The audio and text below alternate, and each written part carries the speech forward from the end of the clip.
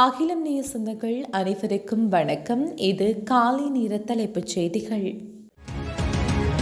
2024 நாடாளுமன்ற தேர்தலில் தெரிவு செய்யப்பட்ட உறுப்பினர்களின் பெயர்கள் அடங்கிய வர்த்தமானி அறிவித்தல் நேற்று தேர்தல் ஆணைக்குழுவினால் வெளியிடப்பட்டுள்ளது. அதற்கமைய வாக்களிப்பின் மூலம் நேரடியாக தெரிவு செய்யப்பட்ட 196 உறுப்பினர்களின் பெயர்கள் அறிவிக்கப்பட்டுள்ளது. 1981 ஆண்டின் முதலாம் இலக்க பாராளுமன்ற தேர்தல் சட்டத்திற்கு அமைய இந்த அதிவிசேட வர்த்தமானி அறிவித்தல் தேர்தல் ஆணைக்குழுவினால் வெளியிடப்பட்டுள்ளது. இதேவேளை கட்சிகளுக்கு வழங்கப்பட்ட தேசிய பட்டியலுக்கு அமைய தெரிவு செய்யப்பட்ட நாடாளுமன்ற உறுப்பினர்களின் விவரங்கள் மற்றொரு வர்த்தமானி மூலம் வெளியிடப்படும். புதிய அரசியல் மற்றும் புதிய உலகின் சவால்களை எதிர்கொள்ள ஐக்கிய மக்கள் சக்தி மாற்றங்களுக்கு உள்ளாக வேண்டும் என்று அதன் புதிதாக தேர்ந்தெடுக்கப்பட்ட நாடாளுமன்ற உறுப்பினர் அஜித் பிரி பெரேரா நேற்று தெரிவித்துள்ளார். ஜனாதிபதி தேர்தலில் வேட்பாளராக இருந்த சஜித் பிரேமதாச பெற்ற 4.2 மில்லியன் வாக்குகளுடன் ஒப்பிடுகையில் நடைபெற்று முடிந்த நாடாளுமன்ற தேர்தலில் 1.9 மில்லியன் வாக்குகளை ஐக்கிய மக்கள் சக்தி பெற்றுள்ளதால் ஏனைய கட்சிகளை போன்று ஐக்கிய மக்கள் சக்தி பின்னடைவை சந்தித்துள்ளது. இதேவேளை கொழும்பு மாவட்டத்தை பிரதிநிதிப்படுத்திய ஐக்கிய மக்கள் சக்தியின் தலைவர் சஜித் பிரேமதாச பெற்ற வாக்குகளின் எண்ணிக்கை கடந்த நாடாளுமன்ற தேர்தலை விட கணிசமாக குறைந்துள்ளது. 2020 நாடாளுமன்ற தேர்தலில் கொழும்பு மாவட்டத்தில் சஜித் பிரேமதாச 3,05,744 வாக்குகளை பெற்றிருந்தார். எனினும் இம்முறை நாடாளுமன்ற தேர்தலில் அவரால் 1,45,611 வாக்குகளையே பெற முடிந்தது.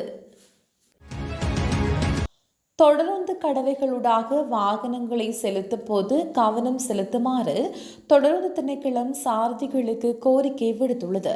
குறித்த விடயத்தினை தொடருந்து திணைக்களத்தின் பிரதி பொது முகாமையாளர் என்ஜி இந்திப்புல குறிப்பிட்டுள்ளார். அண்மைய நாட்களில் தொடருந்து கடவைகளில் பல வாகன விபத்துக்கள் பதிவாகியுள்ளதாகவும் திணைக்களம் தெரிவித்துள்ளது. இந்த நிலையில் தொடருந்து கடவைகளில் பயணிக்கும் போது வாகன சாரதிகள் மிகவும் கவனத்துடன் செயல்பட வேண்டும் எனவும் தொடர்ந்து திணைக்களம் கேட்டுக்கொண்டுள்ளது. நாட்டில் 1,45,000 மில்லியன் ரூபாய் பெறுமதியான திரைசேரி உண்டியல்கள் எதிர்வரும் 20ஆம் தேதி ஏல விற்பனைக்கினூடாக வழங்கப்பட உள்ளதாக இலங்கை மத்திய வங்கி தெரிவித்துள்ளது. இதன்படி 91 நாட்கள் முதிர்வு காலத்தை கொண்ட 50,000 மில்லியன் ரூபாய் பெறுமதியான திரைசேரி உண்டியல்களும் 182 நாட்கள் முதிர்வு காலத்தை கொண்ட 65,000 மில்லியன் ரூபாய் பெறுமதியான திரைசேரி ஊண்டியல்களும் மேலும் 364 நாட்கள் முதிர்வு காலத்தை கொண்ட 30,000 மில்லியன் ரூபாய் பெறுமதியான திரைசேரி ஊண்டியல்களும் ஏல விற்பனையினூடாக வழங்கப்பட உள்ளதாக மத்திய வங்கி தெரிவித்துள்ளது. பொது தேர்தலில் வாக்களிப்பதற்காக தமது சொந்த இடங்களுக்கு சென்றவர்கள் மீண்டும் கொழும்பு நோக்கி வருவதற்காக மேலதிக பேருந்துகள் சேவையில் ஈடுபடுத்தப்பட்டுள்ளன. இலங்கை போக்குவரத்து சபையின் தலைவர் ரமல் ஸ்ரீவர்தன இதனை தெரிவித்துள்ளார். குறித்த விசேட பேருந்து சேவைகள் நாளை வரை நடைமுறைப்படுத்தப்பட உள்ளதாகவும் குறிப்பிட்டுள்ளார். பொது தேர்தலுக்காக அதிகளவான மக்கள் சென்ற பகுதிகளுக்கு கொழும்பிலிருந்து மேலதிகமாக பேருந்துகள் அனுப்பி வைக்கப்பட்டுள்ளன. விசேடமாக ஹட்டன், கண்டி, பதுளை, அனுராதபுரம், புலனறுவை, காலி ஆகிய மாத்திரை ஆகிய பகுதிகளுக்கான போக்குவரத்து ஏற்பாடுகளை இலங்கை போக்குவரத்து சபையின் அதிகாரிகள் முன்னெடுத்து வருகின்றனர். வெளிநாடுகளில் உள்ள இலங்கையர்களுக்காக அனுர அரசாங்கம் புதிய முயற்சி ஒன்றை திட்டமிட்டுள்ளது. அதன்படி வெளிநாடுகளில் உள்ள இலங்கை தூதரகங்களிலிருந்து பிறப்பு, திருமணம் மற்றும் இறப்பு சான்றிதழ்களின் நகல்களை வழங்க திட்டமிடப்பட்டுள்ளது. இதன் முன்னோடி திட்டமாக தெரிவு செய்யப்பட்ட 7 வெளிநாட்டு தூதரகங்கள் மற்றும் துணை தூதரக பொது அலுவலகங்களூடாக குறித்த வேலை திட்டம் நடைமுறைப்படுத்தப்பட உள்ளதாக ஜனாதிபதி ஊடகப் பிரிவு தெரிவித்துள்ளது.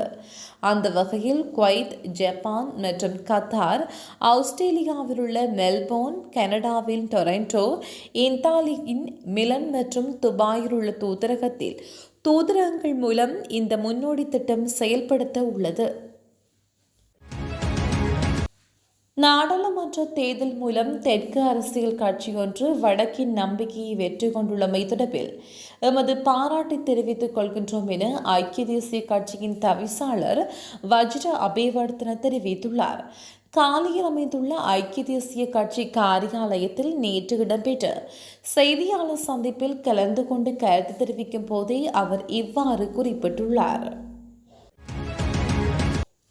புதிய ஜனநாயக முன்னணி சார்பில் நடைபெற்று முடிந்த பொதுத் தேர்தலில் தெரிவு செய்யப்பட்ட 3 நாடாளுமன்ற உறுப்பினர்களோடு மொத்தமாக 5 நாடாளுமன்ற உறுப்பினர்கள் நாடாளுமன்ற புதைத்துப்படுத்தப்படுகிறார்கள்.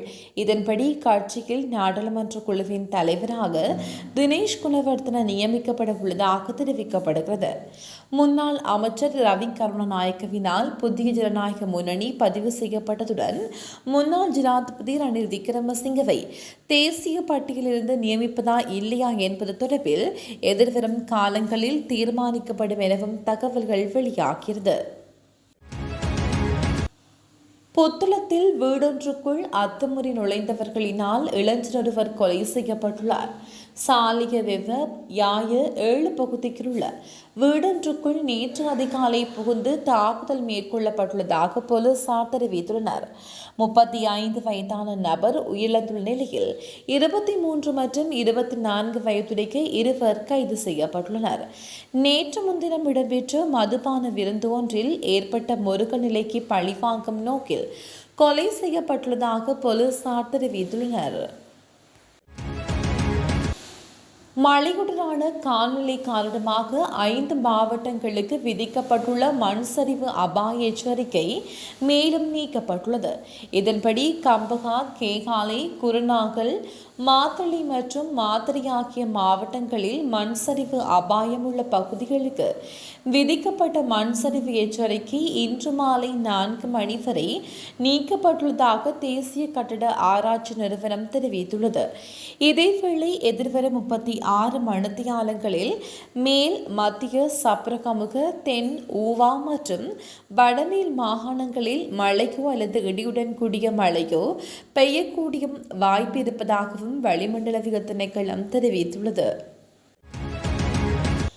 தேசிய பட்டியல் பாராளுமன்ற உறுப்பினர் பதவிகளுக்கு ஏற்கனவே கட்சிகளினால் பரிந்துரைக்கப்பட்டவர்கள் அல்லது சமீபத்திய பொதுத் தேர்தலில் தேர்தலில் நின்று தெரிவு செய்யப்படாத வேட்பாளர்கள் மட்டுமே தேசிய பட்டியல் பாராளுமன்ற உறுப்பினர்களாக பாராளுமன்றத்திற்கு பெயரிட முடியும் என தேர்தல்கள் ஆணைக்குழு தெரிவித்துள்ளது.